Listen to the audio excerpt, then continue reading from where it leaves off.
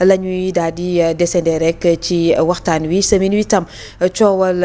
li la di rek det dit caché bi ëllëg na li nga xamante ne moom moo di réew mi sur le plan national comme sur le plan international gis nañ également les avocats de l'ancien président Macky Sall ñëw nañ daal di def seen point de presse doon di janoo ko taskatu xibaar yi dikkaat nag ci nee nañ li nga xamante ne moom moo di bor boobee ñuy wax waaye ñoom la ñu jàpp moom moo di ay rapport caché lañ fi nemmeeku parce que ñu ngi xaarandi jusqu'à présent pour jotee ci yenn rapport yi nga xamante ne peut-être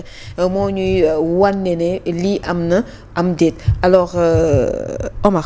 Omar sur cette question pour certains analystes politiques ñoom dañoo jàpp ne peut-être mbir mi dañu ko jëlee ci plan juridique yóbbu ko ci bataille politique et loolee mën naa tax yëngal li nga xamante ne moom moo di peut-être ñu daal di baral mbir mi ci wàllub haute cour de justice bi ngir topp ci Macky Sall. waaw boo xoolee depuis le début sax c'est une bataille politique, c'est une bataille politico-judiciaire. Parce que bataille boo xoolee ñi ko porté ñoom depuis le début dañ ko porté sur le plan politique mooy le nouveau régime léegi depuis le début quand même dañ gisoon ni Macky Sall il s'est laissé faire mais à un moment donné peut-être il a senti le besoin de répliquer te réplique bi tamit jaar na yoon parce que lu mu wax teg na ko ci xam-xam par rapport ak li nga xam ne nii moom mooy xaalisu réew mi fu muy jaar ak bu ñuy leb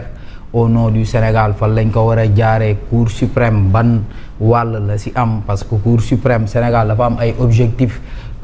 millénaires des objectifs de développement léegi bépp xaalis boo xam ne dañ koy leb aussi foog ñu xool ndax dëppoo naag loolu donc dafa am ay mécanismes yoo xam ne ni am na te gis nañ aussi ces avocats aussi ils ont bien répondu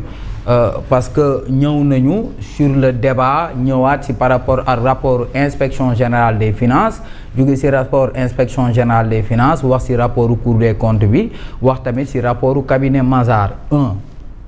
rapport inspection générale des finances liñ ciy laaj mooy tey ñoom gisuñu rapport boobu te quand même un rapport doit être contradictoire mooy lu ñuy casse par exemple si rapportu scientifique parce que rapportu scientifique est-ce que mën nañ ne sax ay rapport la peut-être ay signalement la mais ça c'est pas des rapports parce que rapport dafa war a am contradiction léegi ñoom wax nañ loolu par rapport ak rapport inspection générale des finances mais surtout pré-rapport Cour des comptes ndax Cour des comptes bu defee rapport day am pré-rapport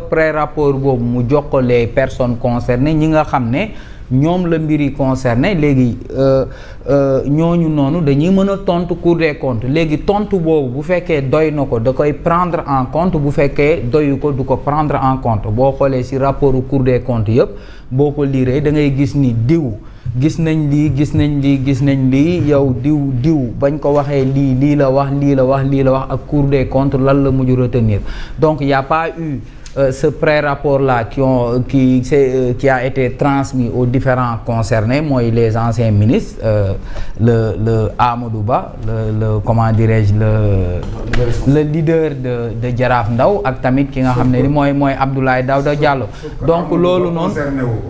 Amadou Ba le rapport ne concerne pas la gestion de Amadou Ba 2019-2023 la ñu wax Amadou Ba n'était pas ministre des Finances. Il n'était pas ministre des Finances. Non. Ah d'accord. Donc mais en tout cas mais il n'était pas ministre des Finances mais terewul Ousmane Sonko le premier ministre. Il l'a cité. Waaw.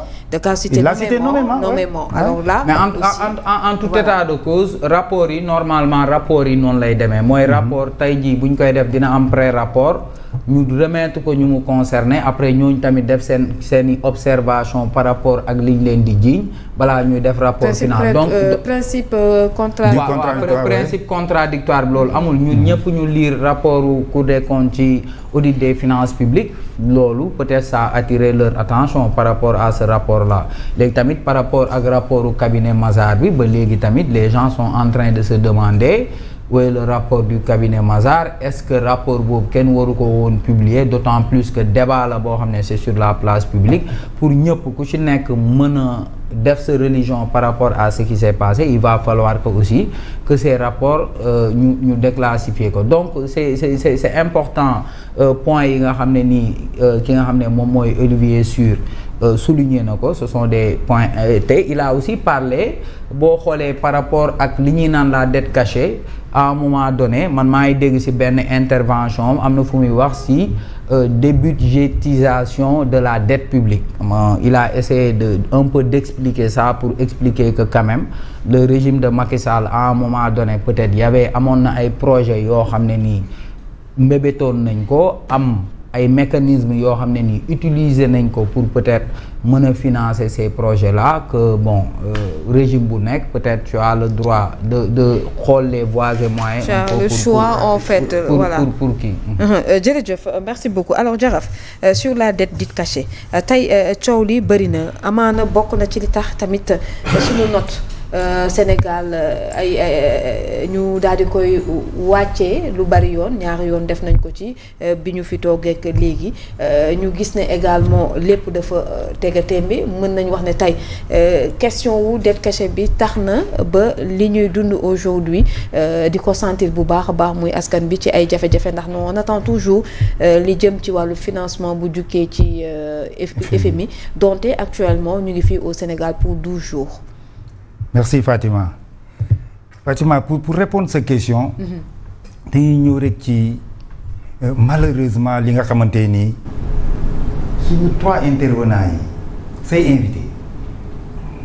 ku ci nekk bi nga yëkkatee sa kàddu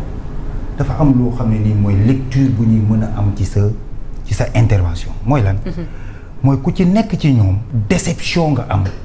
ku ci nekk ci ñoom li nga yaakaaroon lañ la waxoon lañ la diggoon. promesse yi nga xam ne moom la ce nouveau régime yëkkati woon bi ñu nekkee dans l'opposition bi ñëwee toog au pouvoir dañ ko jël sànni ci poubelle def leneen donc ñu doon ay vendeur d'illusion loolu noonu mooy jàngat bi nga xam ne nii moom ngay am booy defee résumé ci seen intervention ñoom gis nga le pacte social li intervention wu monsieur Camara génne mooy bluff la woon intersyndical yëpp dajewuñ woon n'est-ce pas li nga xam ne mooy agriculture li nga xam ne moom la bëgg ñebee monsieur Ba wax mooy aussi kàddu yañ doon yëkkati ndax gañ doon nax askan bi n'est-ce pas di dem di photo wu ci ay appareils ci ay machines yoo xam ne ni gouvernement bi fi nekkoon ñoo ko fi tegoon ñu gëmloo nit ñi ne ñoom ñoo ko jënd le ministre loolu la def taxaw ci valeur 80 milliards ne ñoom seen gouvernement ñoo ko jënd daal di ne dañ fay fekk 100 milliards pour campagne agricole ñoom def nañ ko 120 milliards alors que c'est faux dañoo ñëw fekk un programme bu Macky Sall tegoon muy programme 20 milliards par an de plus 60 milliards daf ko yóbbu 80 milliards mu yóbbu ko 100 milliards mooy dernière campagne bi donc ci budget bu 2024 bi loi de finances initiale bu 2024 il est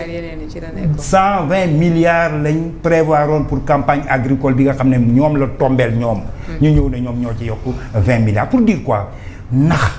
li nga xam ne nii moom lañ doon nax sénégalais yi manipulation bi ñàkk ko wax dëgg bi pour attirer askan bi erreur bi ñu def mooy bi ñu ñëwee ba jël réew mi dañ continuer ci loolu moom la sama mbokku taalibe bi wax ci Touba ñoom nag seen bos dafa xaw a différent non seulement dañ leen jaay ay illusion nax leen ñu am déception mais foofu dafa am lu ci am aussi loo xam ne man sama appréciation personnelle la mbugal mooy feeñ biir Touba damaa gëm loolu man li ma gëm man en tant que taalibi Sëñ Touba damaa gëm ne Touba la fay xew ña fa nekkoon di yëngatu nañ xoolaat seen bopp gis nga ku tedd ki Sëñ Touba Cheikh Mountakha ku gis la mu doon dund tey mbokk teddi c'est-à-dire di jullit waxuma ngay taalibe Sëñ Touba ngay jullit da ngay am li la naqari gis nga